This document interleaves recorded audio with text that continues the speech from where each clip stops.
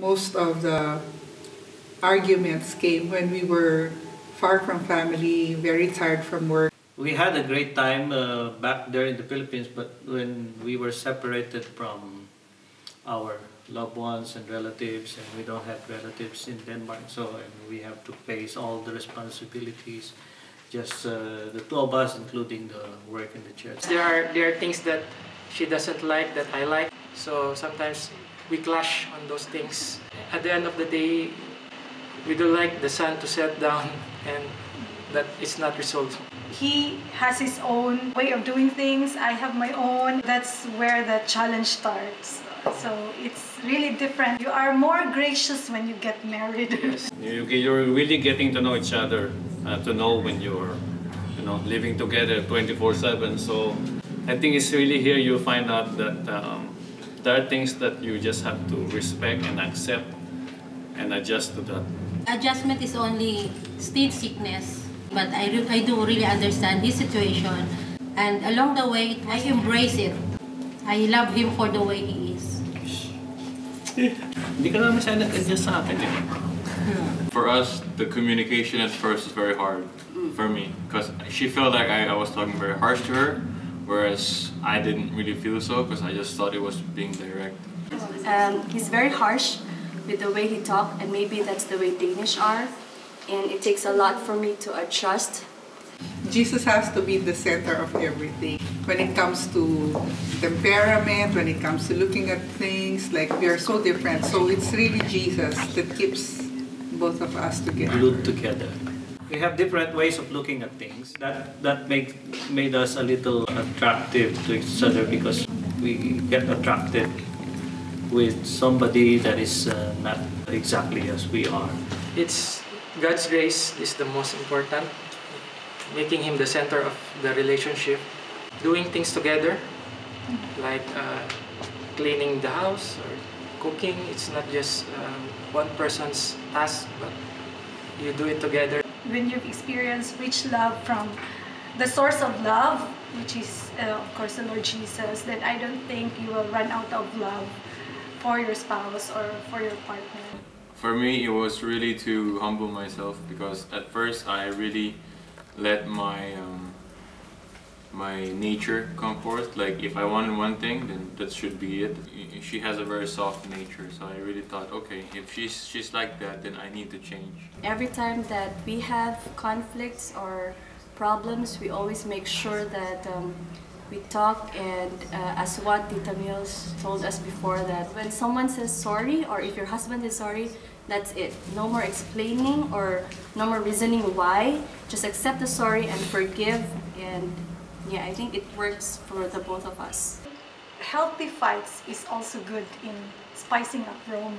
Like when you reconcile, that's the sweetest thing. Yung making legal doesn't end before marriage. It will go on until you are married. Until you grow old, you should pursue your wife. Romance, we're still the same 11 years ago. You have to make it work out. That's it. Period. No choice. It's like the wine.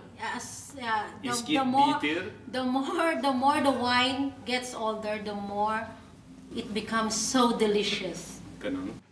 Line ko yun. We don't finish the day without saying I love you to each other. It's corny, di ba? Super. Always try to appreciate each other. Don't take each other for granted. When I cry, he makes me laugh. It's a great factor with how we are now. When you're committed to someone, especially since we gave our vows in front of the Lord, it is the one that keeps the love alive. You got used to living together and become interdependent with one another. So it becomes out of the question later on. Honestly, for 22 years, in any of our disagreements, I've never mentioned any words like separation, divorce. The first thing I have in mind is, we will work this out because we made a vow in the name of the Lord. The vow also keeps your emotions alive. Like the more you know that you are committed to someone, the emotions also follow. And then you do things that You do things that fire up the romance. Christine, he is so affectionate. Every time I'm in the kitchen, he always kisses me at my back. But she was hard to get. Hard to get. Ayaw niya, but she likes it. Faithfulness of Minnie. That's the expression that I can never forget. We were in the hospital, and we were just having a very hard time. And Minnie has to go home, but we just had a hard time to say goodbye. It was very emotional. Most memorable when I go home from work late at night, she is still awake and prepared me tea or coffee. I don't have a choice.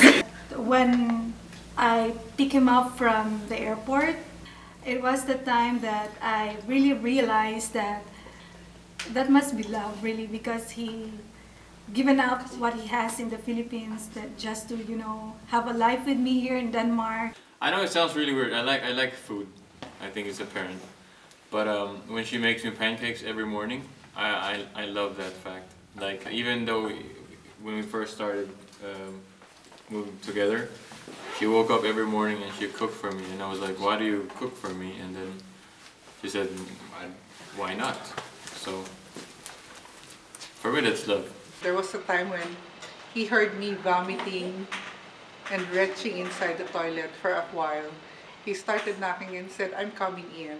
And I said, no, it's so disgusting here. I said, I don't care. And he came in, he cleaned up my vomit, and then he gave me a bath. So I think those are things that mean more to me than, you know, some of the big romantic things.